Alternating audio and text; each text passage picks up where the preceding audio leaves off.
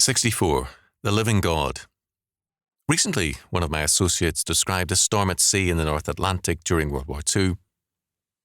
As he looked at the savage intensity of the storm, he said to himself, "God is no buttercup." He was right. Too often, men try to remake God in their own image.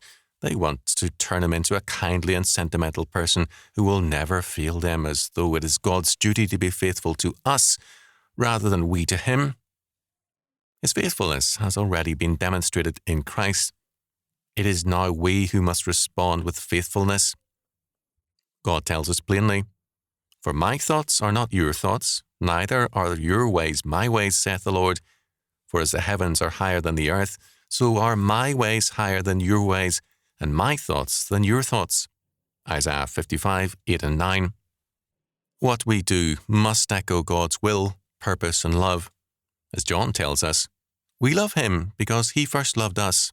1 John 4:19. It all begins with him. We cannot govern God by our ideas about him, but must be governed by his law word,